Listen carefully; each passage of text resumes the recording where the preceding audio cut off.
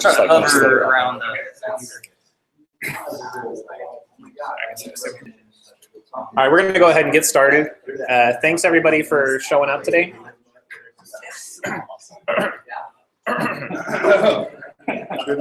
Yeah, I think we're good. All right, so thanks for showing up. This is special edition of devICT. So for those of you who are new to devICT, this is a program that's ran by members of Make ICT. Their website is there, makeict.org, great community. We are a community for developers. Our mission is to educate, empower, and connect developers in the Wichita area. We have a strict code of conduct. We're dedicated to a safe and harassment-free experience for everyone. So if you have any concerns, please reach out to myself or Seth or any of the other organizers. Some ways you can be involved in our community. The best way is always to get into our Slack team and chat. We're on there every day, and this is the best way to stay connected. If you need an invitation, there's like a dozen people that can give it to you, myself or Seth or Jim, several other people in this room, I believe. Another way is you can get on our website and watch past presentations. The presentations that we do every month are recorded and then put up on YouTube. This is being recorded right now and will be up there soon. Another way to be involved is to donate. Membership is free in our organization, and we typically don't ever charge for any events unless there's special circumstances. We do have some monthly costs, so if you're at all interested, there's a way to donate through our website. A great way to be involved is to give a talk. It's a great way to learn about something you're interested in.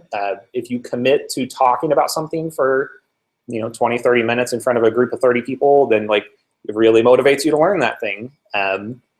You could also use this as practice for a presentation that you may want to give at like a regional conference or something like that, which we'll hear about some in a little bit. And actually in September, we're planning on doing lightning talks. So that'll be a great opportunity for anybody that wants to do just like a 5-minute talk or something. We also have a website, jobs.devict.org, where you can view and post job openings. So I want to tell you a little bit about some of our friends. Make ICT has their open hack night every other Monday. That is going to be August 10th at 7 is the next one. Women Who Code is having their GitHub bootcamp on August 5th, and that's going to be here. And on September 2nd, they're also doing a lightning talk evening here at 7 p.m. Open Wichita's next hack night is August 13th. If you have any questions about Open Wichita, please come see one of us. There's also a Wichita WordPress meetup that's starting up soon. Go check them out on Meetup. At Astra Academy, we have workshops on Saturday, and then we have some courses starting soon. I can tell you about those. So for devICT events, there's the Game Jam tomorrow. Woo! It's been a long time coming. That's starts tomorrow and goes through Sunday. If you have any questions, Jim Rice has a yellow shirt. Go ask him. There's still time to register. Yeah. It's our tradition that when we do our monthly presentation, the day after that, we try to get together for lunch somewhere.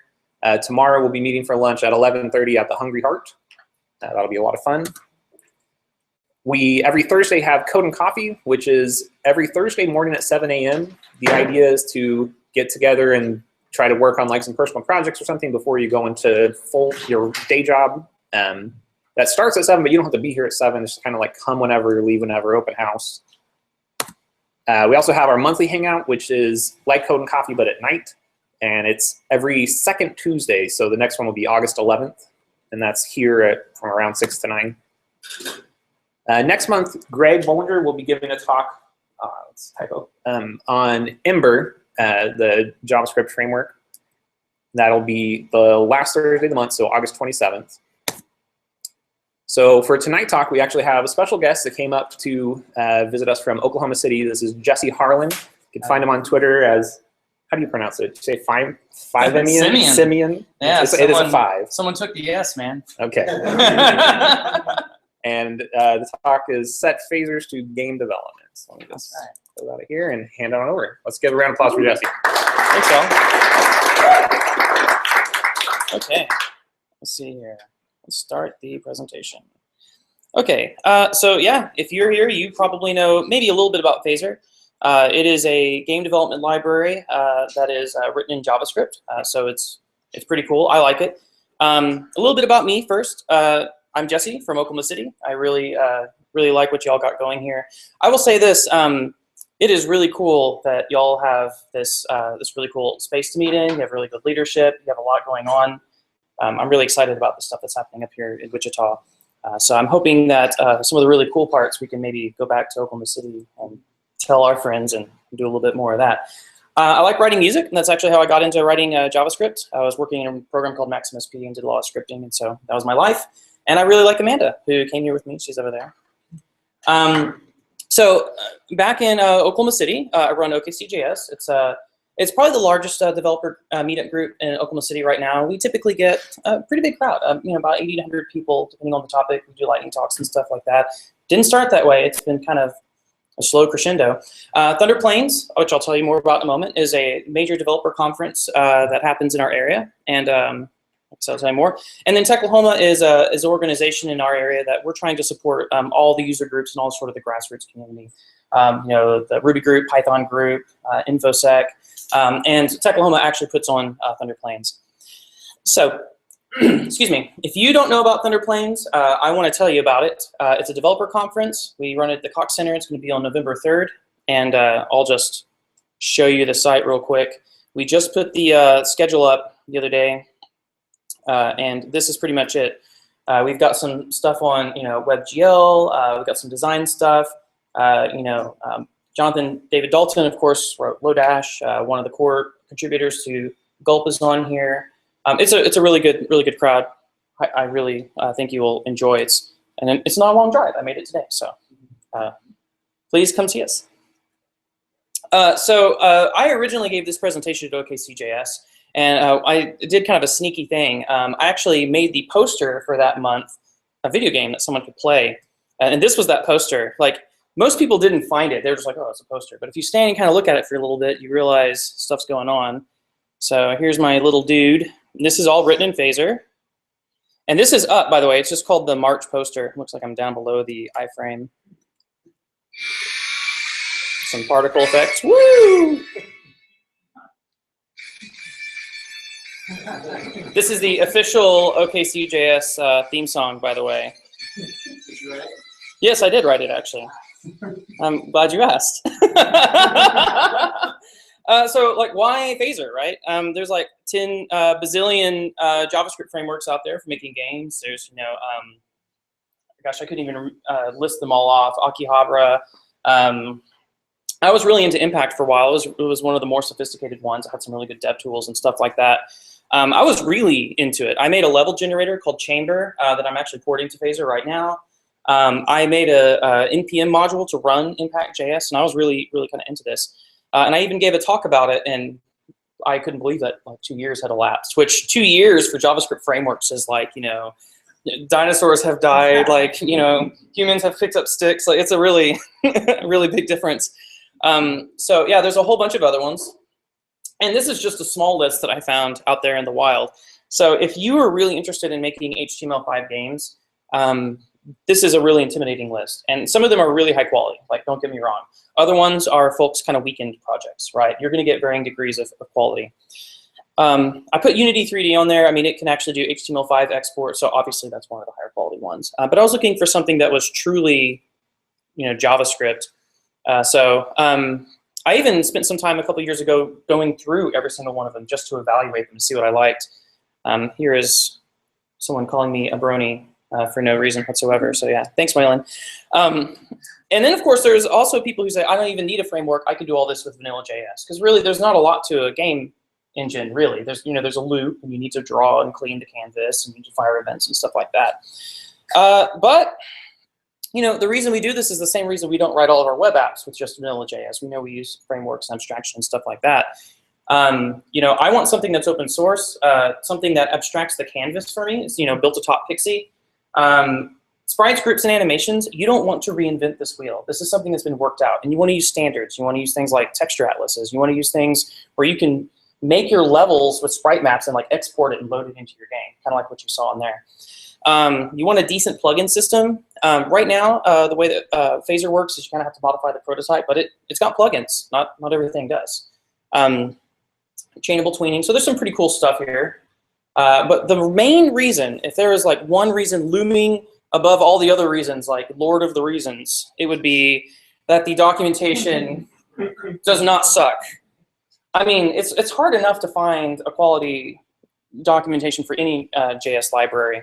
I just really like when it gets like super close on that cat and things start exploding. So wait for that to happen. So these are the docs. By the way, they just released 2.4 like yesterday. So this is an extremely active development. Yeah, it came out the 29th. I can't even tell you everything in it because I hadn't a chance to go through it. Like I slept kind of late and woke up and drove here. So it's Christmas for everybody, right? But yeah, long story short, here's every single object. I mean, it's nice. On top of that, there's some tooling out. You can look at it like that. You can go through the API like that. There's also this thing called Phaser chains, where you can load basically this guy. Let me show you this. Yeah, and I can actually type like, oh, if I want game.add, and it's going to show me every single object and all the arguments and stuff that it takes. So killer, right? I imagine that the high adoption rate of Phaser might have something to do with that. There's some links here. These slides are up, by the way. They're on my slides account. You can just go check them out and follow along and stuff like that. There are over 400 examples out in the wild that you can pick up for just various things here and there. There's pretty active forums on HTML5 game forums right now, and that's where it's html5gamedevs.com. Active community presence. If you follow them on GitHub or anything like that, they're constantly talking about issues. They're one of those things. It's kind of like going into the Angular Gitter room. You'll go use the restroom and come back and you've missed 99 messages. So you have to question if you can take that in your life. And then there's some books from the creators.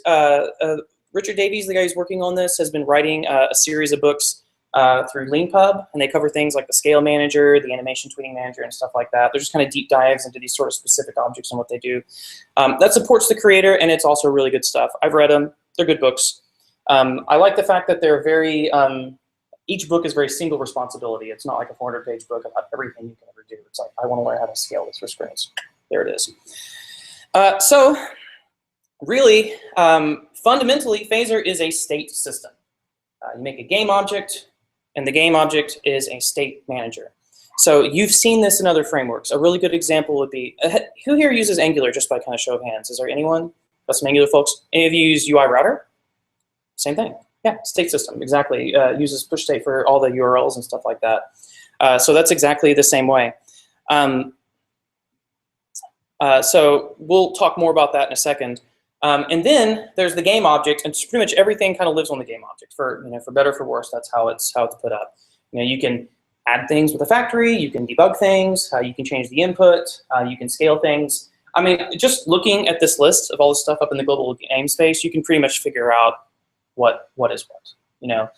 If you're looking for something, if I'm wanting to do stuff with sound, I would probably look in this sound space and then go read the docs about it. So I can't tell you everything about Phaser right now, but I can tell you that it's laid out in a very sort of intuitive way. So this is a typical Phaser state, and there's like a ton of stuff on the screen, so I'm just going to tell you basically what it is. It's not terribly unlike, if you ever worked, I'm showing my JavaScript age here. If you ever worked in the jQuery UI like widget factory, or you've worked on like a React component or something like that, you're going to make a module, and then there's going to be points where it's going to hook into the lifecycle of the module, right? When I create the module, it's going to do this. When I call update, it's going to do this. If you've worked in Unity, it works the same way. If you worked in a lot of game engines, they work the same way. So this is a state, and of course, you're going to use this state to move to other states as well, and it's going to load the whole thing, and it's going to go through the lifecycle. So that's how states work. Game.state.start is how you kick off some particular state that gets registered in the state manager. It's a little fuzzy down at the bottom, but you add them, then you start them. So yeah, I was gonna say, you've seen this before. If you use like an Angular MVC router, UI components. So got a little ahead of myself there. So if you know the big picture, that there's this kind of game object, and it's the Lord of the Dance. It holds all the stuff that Phaser can do. And fundamentally speaking, Phaser is a state system, like state.add load state, go get all your assets, state.start menu state, right? then really it's just a matter of learning all the subsystems, right? That's the tree, right? That's your mental map for everything. And of course, you can go pretty deep in them. So I'll just talk about some of the notable ones. And really, when you go through the notable subsystems, you're really talking about the reasons why you would use Phaser. These are the abstractions that have been built for you to save you time when you're doing this, for the most part. So physics is, really, if a game framework worth its salt has physics. There's really 3 types. There's arcade physics, which is the simplest, fastest one. It's just rectangular collision. Most of your games will probably use this. There's Ninja, and you can use that for like not square shapes, basically, for collision and stuff like that. And then P2 is full body physics. There's a really crazy demo. You'll get the idea. So this is arcade physics. So let me see if I can move this around. This is the Amanda. She's over there. And she is bouncing around the OKCJS logo. So this is like your standard I'm a thing that collides with things and changes the velocity and knocks it around the screen. And of course, the world itself, the canvas, also has does collision as well, right? So I could watch this forever. This is really entertaining to me. You know those screens with the little Sony and it like never hits the corner? Yeah. Like I get a lot of satisfaction when I knock that OKCJS into the corner. I'm like, yeah. Hope you understand. So there's a lot of code here, and I'm just going to walk through it real quick. Obviously this isn't everything in the world, but this is the code for the thing that you just saw. And I just want to point out how not complicated this is. There's nothing to it. I'm going to make a Phaser game, right? So whoop, make a game. And I have called it Phaser example. That's going to be the div that you attach it to, and it's going to put the canvas thing in there. Preload, create, update, render. Well, that's a state. That's the life cycle of the object that I'm loading. On preload, I'm going to go get the dude and the ball, which in this case the dude is Amanda. So that's and the ball is OKCJS. When I create it, this is where things get a little bit interesting. So you're gonna do something, you're gonna create, and then you're gonna do something every single time that you update. Typically, these are the most probably 2 important states. And by the way, every example uses these same points in the life cycle. It's just more of the same. So if you get this, you pretty much get Phaser. So I'm gonna start the arcade system because that's the physics engine we're using. I'm going to use the keyboard, create cursor keys, and yes, they have convenience things to make that really easy. So I'm going to add a ball. I'm going to add a thing called a knocker, which is my dude asset. Then I'm going to game physics enable both of those things. So that way now the physics engine, they're registered with the physics engine and they can just do collision. Now I don't have to think about that anymore. That's really all there is to it. And then the rest of it is, well, I said the body of the knocker is immovable, and then I set some velocities, and then pretty much everything else on update is just reading my keys. That's it. Just knocker velocity Y goes up when I move the cursor. Velocity Y goes the other direction when I move it the other way. So that's all it does. All I'm doing is just moving that thing around. And the physics engine is handling everything else for me, right? That's not terribly insane. Like a lot of game engines will do something like this. But if you can see a really, really, really simple example, I know it's kind of hard on this particular screen, but the slides are up. You can go look at them online if you want. That's the process. Oh, and all that stuff that was being spit out at the top, that's game.debug.sprite, right? And the debug space that lives up in game. So this is, by the way, in terms of all the stuff I'm going to show you, this is the biggest jump because this is like, hey, here's how the game works. And then we're going to dive into subsystems. So far, are we so good? If you have any questions, by the way, just please raise your hand or talk or anything like that. This is a pretty small crowd. Usually at OKCJS, we'll just say, like, if you have a question, just sort of say it. Like, I don't feel like I'm being interrupted or anything weird like that. So even if your question is like, what's that thing? That's no problem. Oh, yeah, I could probably zoom in a little bit.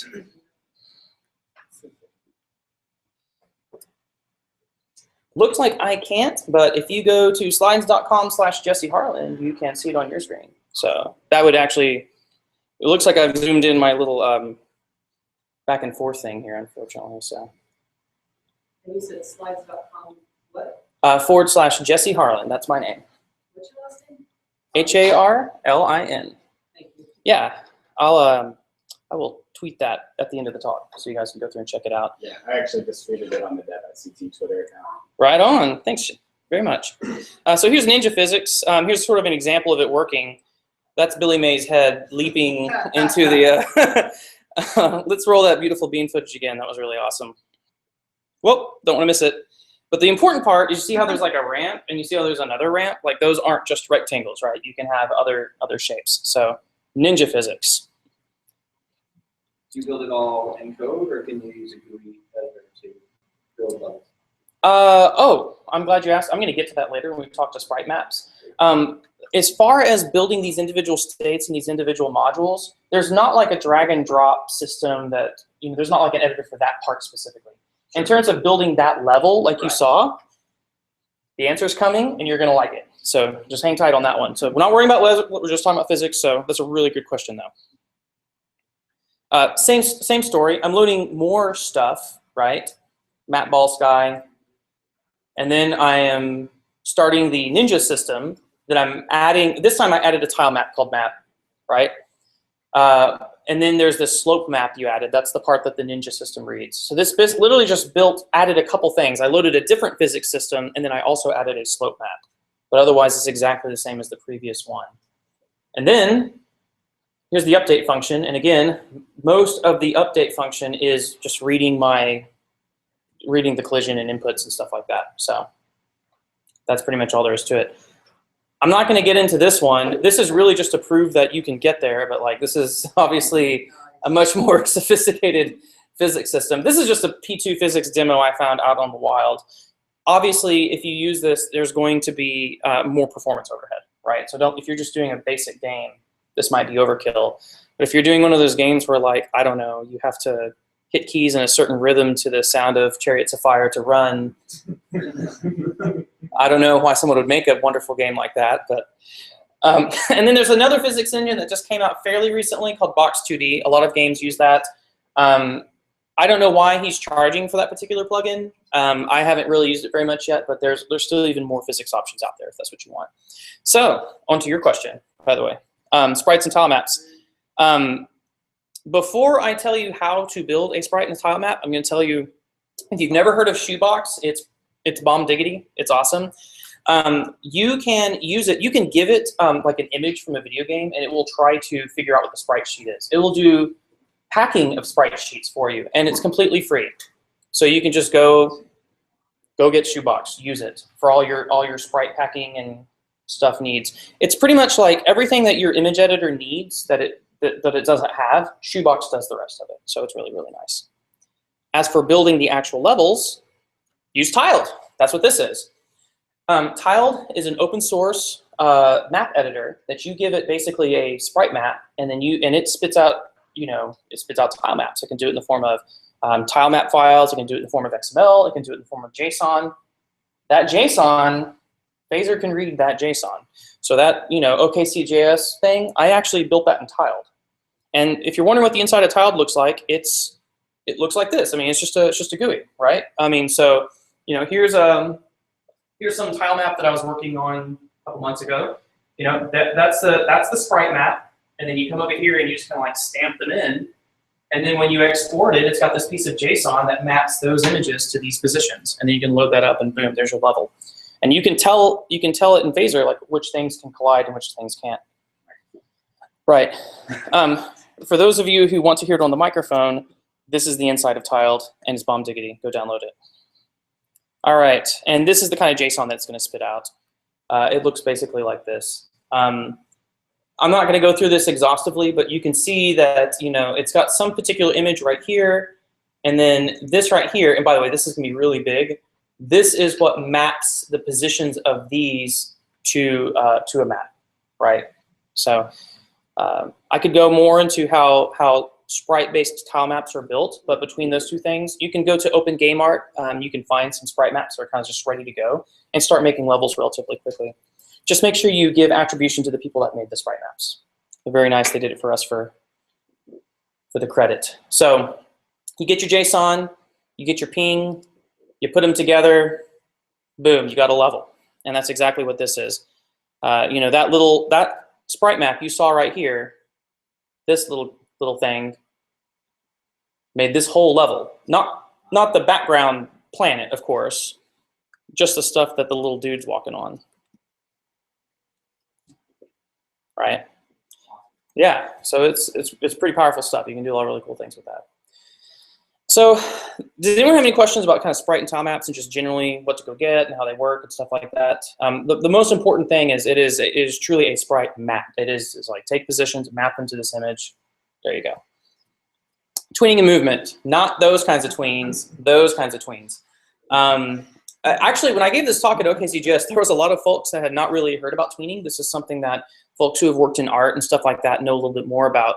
If you look at this little kind of image right here, you can see that it's kind of implying that the ball moves slowly at first, and it goes really fast and moves slowly at the end.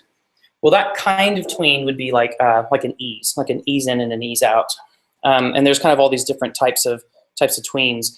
You know, if I had like a basketball that was falling down and I had a perfectly linear tween, it would be like. Like 22 frames.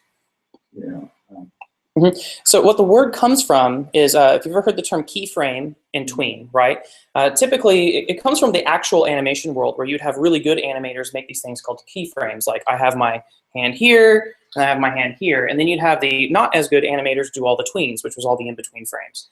Every so often, you'd have a keyframe, so they'd make sure that they stay on course. Occasionally, you'll see old animations where someone will be like swinging a bat and like, this looks good, this looks good. It's kind of like, you know, like in between, right? Their tweeners were not good. Because we're doing this with a computer, obviously we can do tweening on our own. And if you've ever worked on like Flash or anything back in the day, that's just how, that was just like a part of your world, you know, like picking the right kind of tween to add the proper motion to the world that you're trying to create. So the thing that's really cool about the tween manager in Phaser is they have this really, really, really nice fluent interface to handling everything. And I love fluent interfaces. I think that they make it really easy to add functionality. You can tweak the animations. And this is the kind of thing that you'll probably spend a lot of time on in your game to make anything that seems robotic or weird, you can really flesh a lot of that out right here. So this is just sort of an example of the kind of code. You can write it like this. You can make a tween, like game.addTween sprite, and then tween to this, tween to this, tween to this, tween to this, loop it. Or you can do like this, tween.to.to.start.onComplete, right? Just like if you were to use a jQuery selector and chain a bunch of functions. So it's really, really nice. So here's an example of a very simple tween. I've got a Phaser game, just like you've seen before. I'm loading all my assets, just like you've seen before. And then for every single item in this loop, I'm adding a new image. And this is the Amanda image. For every single one of these images, I'm setting its anchor point, which is its sort of center. And then I'm going to add a tween to every single one of these images I stick on the canvas, one after the other. I'm going to tween to a Y position, and then I'm going to do Phaser easing bounce out, Phaser easing cubic in. This is the only code that's going to drive the demo you see in a second. That's it. I just give it where I want it to be here, where I want it to be here, and how I get it to move. Now we're going to tween all the Amandas. Right? So that's how that works. So I didn't have to deal with all that in-between stuff. It took care of it for me. Tweening. It's awesome. Use it. So that's not all. You can also make these things called splines. Like if you wanted like a ship or a bad guy to come in and like take some particular path, you can use those. And there's this little waveform manager that's been out there and it's been made, and you can move these little dots around, and there's these different types. There's linear, Bezier, and Catmull, which of course linear means it's going to go to the point and it's going to go to the next point. Bezier curves, if you've ever worked in something like Illustrator, you have these sort of external points here, and you can sort of like influence the curvature, so there's a little way I can stick a little sprite on here. There's like a little spaceship dude moving across it, if you can see that, right? So yeah, you can do some stuff like that. But the point is that in the Phaser sort of ecosystem, there's a lot of ways to manage and handle motion, right? Between the tween manager and the ability to do splines and stuff like that. So it's a lot of fun. And there's not a lot of other game engines, at least in JavaScript, that have all that just stuff right out of the box, in my opinion. So particles. This is a really cool sort of special effect. By the way, I just sort of went nuts on stock images and bananas. I thought this was just the pinnacle of comedy for me. So what are particles? They're magic. No, but seriously, they're really good for magic. Like they are, and they're also good for smoke, bubbles, sparks, fire, jetpacks, popcorn, dust, confetti, comets, lightning, lasers, swarms of insects, coins going everywhere, and like pretty much anytime you know, you can do it. So that would be good for a particle emitter. The little OKCJS logo you saw, that kind of woo, right?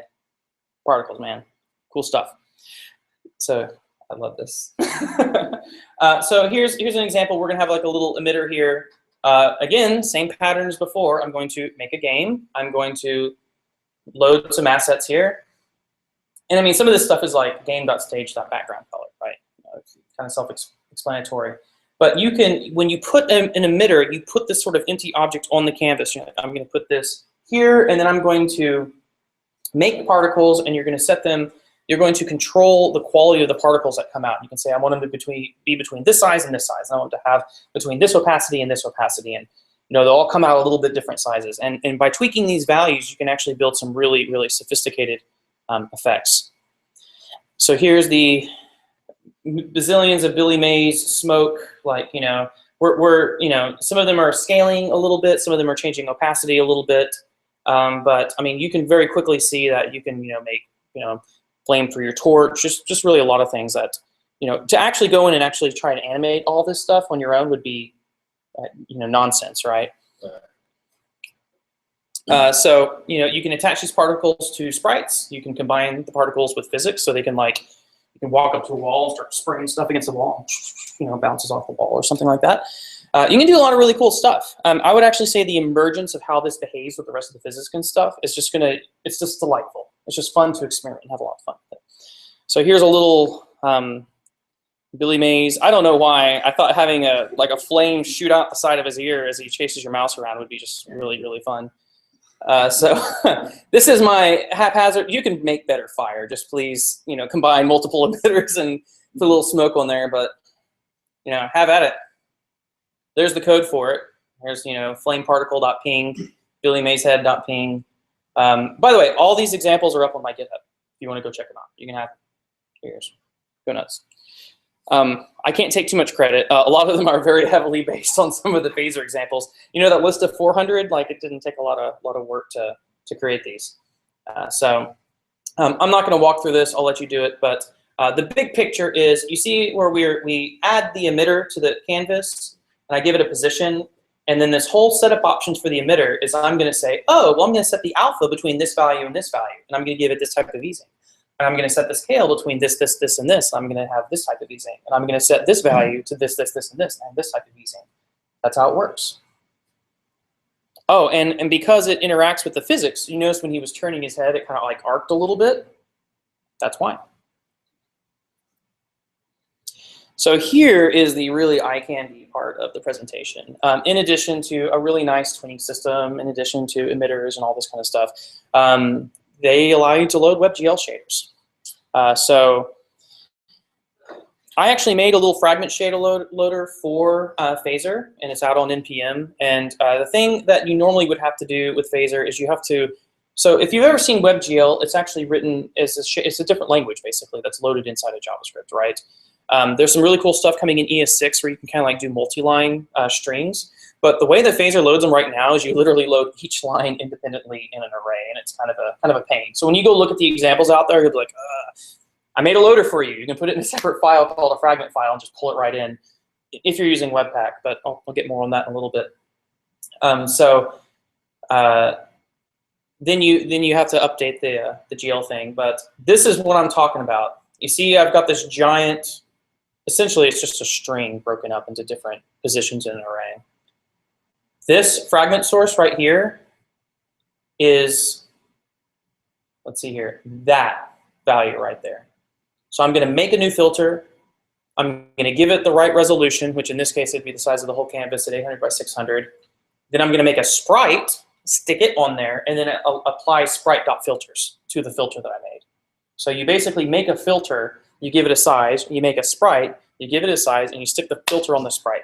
And that's how you're going to get some of the stuff I'm about to show you. And then you do call filter.update. So every single time that the game, you know, goes through another loop, it reanimates the filter. This is actually a very, very, very easy and handy way to get WebGL stuff in your game, believe it or not. Like you can do some really cool things. Like you could say like, well, here's a little TV, and I have a little filter that does static. I'm gonna make it this size and stick it on this sprite, and then update it, and it'll just kind of, you know, for you, like that sort of look to it. So here's the cool stuff. Check it out. Man, it's a little hard to tell a little bit with the light, but this is kind of like making a little bulge on my mouse. This is handy, right? Like maybe I'm making a game that's like a sci-fi interface, like I go use a computer terminal. Yeah, that's pretty cool. Okay, that's cool. Look at that. It's like a laser, and I can shoot it, and it's very shiny, and it's very, very beautiful. I like it.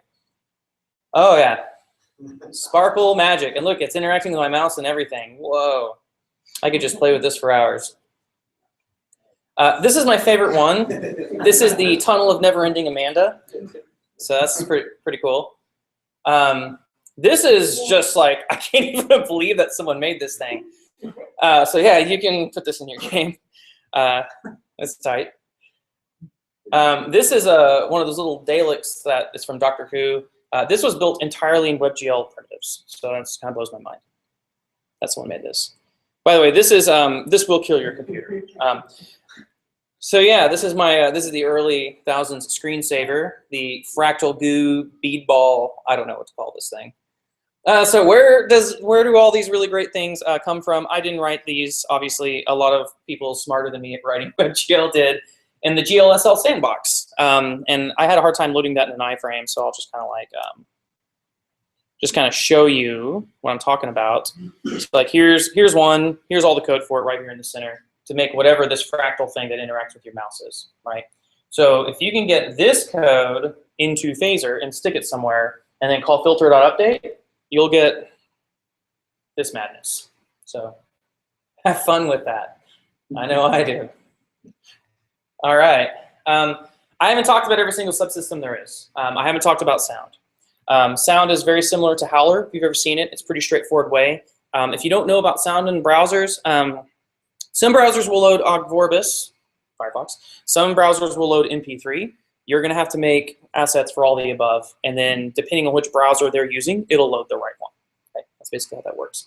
I don't know if they're using sound sprites yet, but you could use the Howler subsystem if you want. I actually prefer that one. You can make groups, so I can say like, here's a sprite, here's a sprite, here's a sprite. I'll kind of put these in a position. I'll call this a group, and I'll move like the whole thing around. At some point, you're going to have to composite things. That's how you do that. I haven't talked about drawing primitives. Sometimes you'll probably want to do that in your game, you know, like draw a triangle or something. The scale manager, there's a whole book written on this by Richard Davies. This is going to affect how your game scales. Like if someone hits full screen, what is it going to do? Is it just going to be like blackness all the way around your game? Is it going to try to intelligently scale the canvas to, you know? So there's more than one way you can do it. Whole subsystem dedicated to that. I haven't really talked about plugins. There's some pretty good ones out there. I mean, you're going to find A-Star. You're going to find, there's one called Juicy that'll do like screen shakes and stuff like that. So if you want to make a breakout clone, you could call juicy.screenshake, and they'll shake the canvas for you. It's pretty cool. And then, literally just yesterday, they have added boned creature animations, dynamic gradient and sprite generation, and bug fixes galore. Most of them had to do with input devices and stuff like that. I haven't played with bone creature animations, but I imagine that's probably talking about kinematics, where you can say like, if you've ever worked in kinematics and like After Effects, you'd say like, oh, here is a hand, and the hand has an anchor here, and then this is connected to my arm, and then this is connected to this arm, and then this is connected to a body, and I move this hand around in space, and then these pieces just go along with it. Again, I haven't played with that yet, but if that is what I think it is, then that's what the boning system would probably do, because that's what they do in other engines. So that is most of my slides. I was going to talk about project organization here in a little bit, but that's most of the presentation at this point. That's 80% of it. I mean, I can't tell you about every single little subsystem in there, but I can say if I were to pick a game library that's clearly very fully featured, there's really good documentation, there's really active, you know, attention being paid to it, you know, this is the one that I would recommend to anybody. And I've played with a lot of the others. So any questions so far about Phaser stuff? Yeah? I have a question. I see a lot of your code, and you're giving all these like parameters where it's randomizing between certain ranges, right? Yeah, mostly in the emitters and stuff like that. Yeah. So I guess for a lot of those, being purely random would be best. But is there a way to say, like you're saying, that's saving you a lot of like manual animation? That would be really tedious. Is there a way to say use those to say generate them into some sort of fixed animation, and then you run it and say, well, that looks good. I'll use that. Ah, okay, I get what you're saying. Sort of summarize. Huh? Question. Repeat the question. Oh, right. So for those of you who can't hear what he said, is there a way that you could run the particle emitter and run it a few times and find something that you really liked and said, oh, okay, I really like this animation. Make sure you do it exactly like this every single time. Is basically what you're asking, right? The truth is that is not the nature of particle emitters to do something like that. However, if you were thinking about your game and you really wanted your smoke or something to look absolutely identical every single time, you could go into another program or something like that. Like right off the top of my head, I know that you could go into After Effects and you could use a particle system in there and you could export a ping sequence, and in that case you just have an animation, right? But what you're going to lose in the process is it's not going to interact with the physics and stuff the same way that you would expect, right? And that's kind of the thing that's important to note is particle emitters, they're expensive, right? Like every single one of those things you stuck on the screen, that's an entity, right? Most people tend to reserve them for special effects and try to not overuse them. Maybe on your development rig it's going really fast, but someone else is going really slow. But the reason why why you would want to use it inside of your game is, aside from the fact that it's a really cool looking special effect, it's going to interact with everything else that's on there. And you can drive it from something else in the game. You could say, oh, well, the velocity of my flamethrower is based upon the type of nozzle I'm using on my weapon, or how much fuel I have in my tank, or something like that. So the short answer is you could probably narrow it down to sort of a predictable set of outcomes based upon the inputs you have. But at the end of the day, I don't think that you can like cast it to a particular sprite map and do it the same way every single time in game. But that wouldn't be really the best use of that. But it would be smart in situations where they don't need to interact to try to make a ping sequence or make an animation like that for performance reasons. But that would be like an optimization pass sort of after the fact. Yeah, I guess I didn't know. Like I saw that you were using that as an example for the particle emitters, or is that a mechanism that's kind of unique to animating with a particle emitter? Yeah, that's just kind of how particle emitters like just sort of are. And it's not just in Phaser that particle emitters exist. Like if you were really into video editing or something like that, there's a thing called Particular that is a plugin that's really popular in the After Effects community that does a whole bunch of the effects you see on screen. Like, have you ever seen where like they have like the text and like a ball will hit the text and it just kind of like explodes into a whole bunch of balls and sort of like, right, stuff like that. If you work in Unity, they have a Shuriken particle emitter system. Is the name of their particle emitter system that they have. So it's the folks that have built this particle system are kind of lock in step with the patterns that exist in other mediums for particle emitters. So if you've worked with them before, you would immediately be familiar with sort of like, oh, okay, I'm going to make sprites, I'm going to tween these things. That's one thing, and actually kind of to that point is if you spend time in Phaser, it's not like you've lost time in Unity or something else, right? I mean, the concepts are the same. Tweening is the same everywhere. Particle systems are the same everywhere. Collision detection and that kind of stuff is the same everywhere. The question is your engine well optimized? Is it well documented? Does it actually have implementation for these features or not? I mean, they're standing on the shoulders of a lot of other people who have done similar things. So I'm actually really glad you asked that, because that's something that's really important to point out. I mean, if you haven't made a lot of games before, like, wow, this is really crazy. This comes from a tradition of these sorts of gestures existing sort of everywhere. So anyway, thanks for asking. That's a really good question. Yeah. Kind of on his question again, do you have a lot of control of the behavior of the particles? So instead of going straight up, maybe it can swirl. Yeah, you do. Actually, I'll just run back to the particle code real quick. That is one of the funner things, so I can see why y'all are asking about it. Okay, let's see here. Okay, so this is I think this is the Billy Mays jetpack. Okay. So yeah, you can set it to where the like the way that the particles fall and decay and stuff like that. Actually, you know what I found out there in the wild? There's a Phaser particle system editor that would actually do even better justice to this. Can't remember exactly where I found it, so I'm just going to Google for it. You should add I should add it to my slideshow, actually.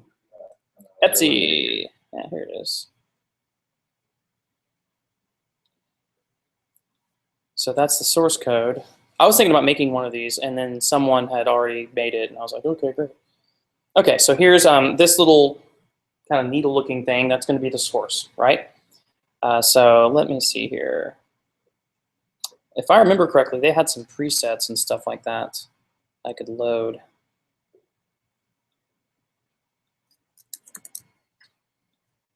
There we go. Okay, it's kind of poofing like a little dust sort of looking thing right now. So I can come in here and I can change this is the border of the canvas. Horror. All right, so this is spitting out little skull sprites, and it looks like they're going to be, okay, yeah, so they're modulating the start color var, end color var, end color var. And pick another one for like fireworks. All right, so this is spitting out a whole lot more emitters, and it's got like a really high gravity, right? Man, I'm gonna stick this in my slideshow when it gets posted up, because this is gonna be a lot easier than doing it through code. But yeah, you can see you can affect it with gravity and stuff like that. You can make it to where they'll spit up and kind of fall back down like a fountain and stuff like that. So you just, yeah, I mean, there's some limitations there, but they're not bad. Now that's much nicer fire than my fire, by the way. So yeah, that's a great. I'm glad you asked this, man. This is a really good thing. And speed it way up, taking off. I'm going real slow. So why is this cool? Because this is going to respond to your stuff in game. Like you got like a hyper thruster in your spaceship, and then now I'm docking. Right? How cool is that, right? So that's the, you know. If it was going to be the same every single time, like I'm making like an RPG and there's smoke that works the same way, go ahead and use animation for that. You're going to save a lot of cycles and stuff like that. Unless, of course, you want like the characters to like run through it and make it, you know, billow or something. But you will pay with performance, obviously. If I put a bazillion of these on the screen, you know, it's gonna cost me. Bubbles. Anyway, you get the idea. Does that answer your question for the most part? Great, man. I'll add this to the slideshow. It definitely should be in there. Cool. Any other questions before I go into kind of project organization and stuff like that? Yeah. You cover some of the complexities with input, so touch or gamepad. Yeah, that's a really good question. I wish I could answer you really thoroughly. I haven't spent a lot of time working with most of the stuff that I've used right out of the box in Phaser to kind of abstract the management of that. For me, it just worked. However, when I was looking at all the issues, I've been subscribing to it. Other folks have been having problems, and supposedly they fixed a whole lot of that with the latest update. So inside of the input manager, there's all these different ways. Like when I set up the keyboard controls and stuff like that, I just called a function and it sort of like did it the normal way that a QWERTY keyboard is sort of set up. So I know there's a lot of stuff in the library to make that easy for you, but in terms of like, oh man, on iOS it does this, but on this it does this. I really couldn't speak to that. But I do know there's been a lot of activity on the forums, and you can find the answer, right? You're not just going to let it see. So wish I could give you a better answer than that, but I hope that'll suffice. That's a good question, by the way. So yeah, anything else? Yeah. Can you load SVG graphics instead of PDFs? Well, that's a good question. Ultimately, this is being drawn on a canvas, right? So whenever you're drawing inside of a browser, you would have to use primitive drawing functions in the canvas to approximate that. I mean, they're fundamentally different. A canvas is basically like, here's a giant grid of pixels, and I'm going to draw a circle. Like if you zoom way in, you're going to see like little jaggies, right? On the other hand, SVG, like typically inside of a browser, these are tags that you stick in there. And there's, you can do primitives, like you can stick a circle tag in there and stuff like that. But most of them just use a standard sort of like shape, and then there's a property, and I think it's M off the top of my head, and you give it like the sequence of numbers and points, and it's just like that turtle from, did anyone ever do Logo back in the day where you're like, move up this way? Yeah, it kind of works like that. That's really all, all there is to it.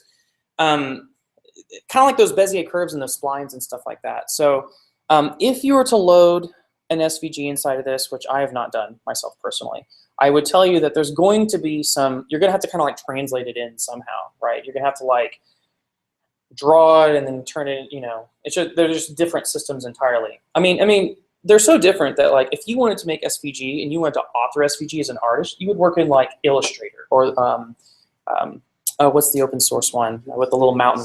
Inkscape. Yes. If you were to work with bitmap type graphics, you would work in GIMP or Photoshop or something like that. Canvas is more in the GIMP Photoshop land of things. It's really funny. We actually had a long conversation at work as, why have folks not made game engines that kind of work like D3? There's a few experiments out there where people have made like actual kind of games inside of SVG stuff. You can do it. It can be done, but most people tend to go to this kind of Canvas thing. Canvas is very fast. I think that's going to be the main reason. I mean, it's really, at the end of the day, it's one layer, right? It's not like a whole bunch of tags. Like when you have a circle and they're overlapping, like they're both there. You know what I mean? Just like if you have a div and a div, I mean, they're both there. So yeah, that's a really good question. I'm glad I wouldn't have thought to talk about that. Any other questions? Right on. Well, it sounds like you guys are digging on this, so that makes me really, really happy. I tried to make it really easy to organize Phaser projects. So this is we're kind of getting out of like this is what Phaser can do, and we're getting more into this is what I've done with Phaser to try and make my life a little bit easier. And by the way, I was talking to kind of the leaders here earlier. I can talk about Webpack and Slush and stuff like that after this if you guys are interested, right? Like they'll be like, oh, okay, you guys can leave if you want. The Phaser part's over, but I'll keep talking about this. So what this is, so if you don't know what Slush is, the really, really short description is it's like Yeoman. It's just a scaffolding tool, right? Only it just uses Gulp and it doesn't have like a big prototype that moves all the files around and stuff like that. And then Webpack is a build system that's very similar to like Browserify where you use requires and stuff like that, right? So the reason this is cool is because you can kind of organize a project any way that you want, right? So I thought this would be a really great way to organize a project where like I have a source, I have all my assets and my scenes and my states. And this thing would go in, it would grab all the states and it would sort of like assemble them in the right way. So I wouldn't just stick everything in one really, really, really big file, right? Why would I do this? So that way, if you have everything in one big file, it's really complex. Anytime you want to add to your game, you open it up to one file. It's not, when SLOC is really high, you introduce a lot of complexity sort of into your code base. So I wanted a build system that would just handle all that for me. So Slush Phaser Webpack, it's pretty easy to use. I've got it installed on my computer right now. So the way that you would install it is if you don't have it, I got this running right now.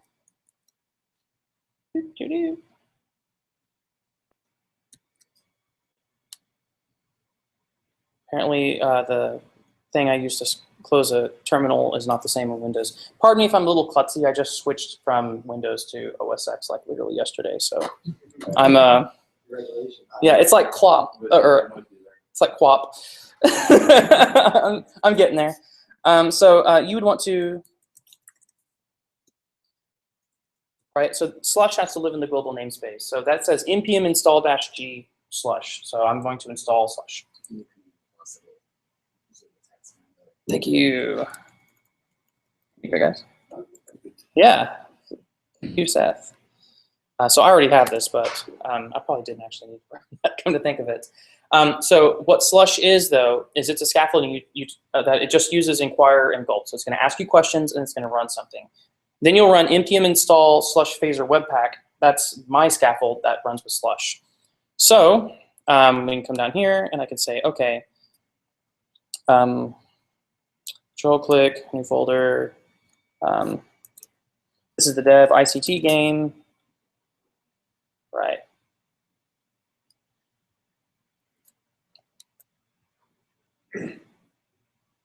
Okay, so Slush Phaser -webpack, and all the docs for this are up. So the name of my project is going to be devICT. The description is a totally bad game. You can call it whatever you want. Version is going to be 1.0.0.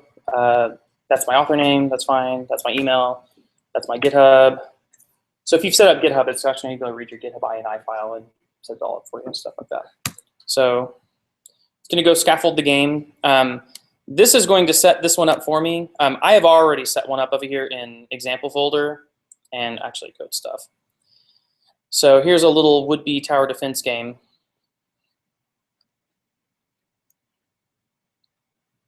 If I can try. Pardon me.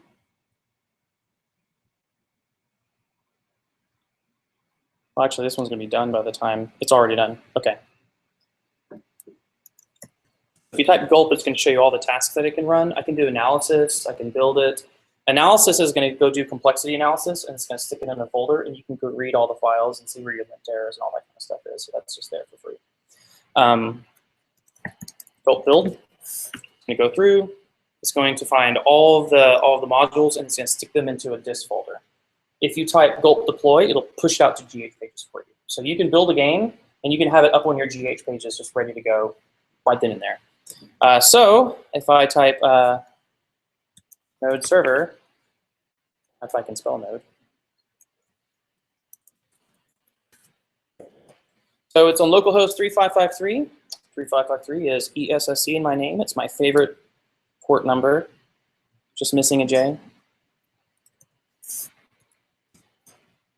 And here we are. There's the boot state already set up with a little GL loader using the GLSO loader as an example so you can see it.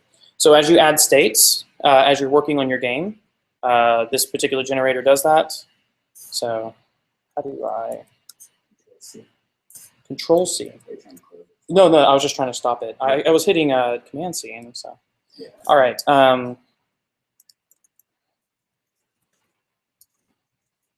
Do state like this. I'm going to ask you to make a new state. So this is some whatever state.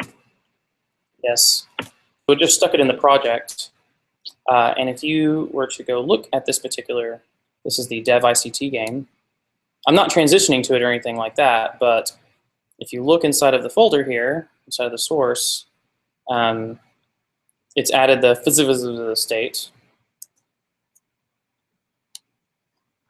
Right, and it's actually scaffolded out the total, basically what you want the module to look like, so you can fill out the create, update, render functions for yourself right here. So this will make it go a lot faster. I am constantly adding to this thing, and I do accept pull requests. So if you do want to make a game in Phaser and you want to get up and running really fast, by all means use my scaffold. I think that it will make your life a lot easier. So this organizes it for you. Yeah, it organizes it for you. Yeah, the idea is that as you're building things, like you don't want to just be adding to the same file over and over and over. You want every state to be discrete and single purpose. The thing that a lot of people will do something like this. They'll have like a preloader state where its only job is to go get all the assets for the whole game, right? And then they'll have a state where the only job is to just be the menu. And then when you click start, then the next state is to be level 1, and then its job is to go load the tile map and stuff like that. Each one of those can be a separate file, and that's the only thing that that file does, basically. So that named it correctly. But this thing that we're inside of right here, this is here. I'll just open the folder real quick.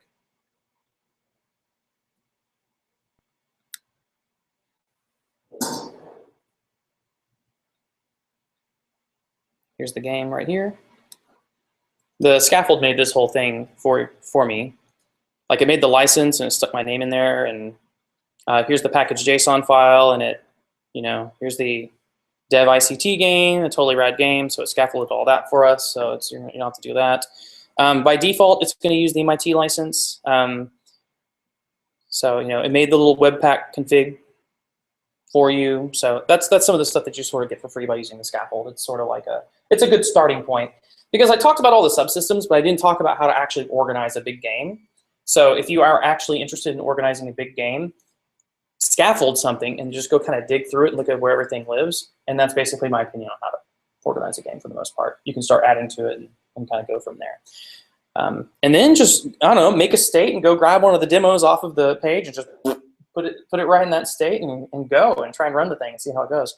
Instead of doing state.boot, state.whatever your example is, and you should be up and running really fast. So yeah, man, that's my presentation on Phaser. That's the long and short of it. Thanks, guys.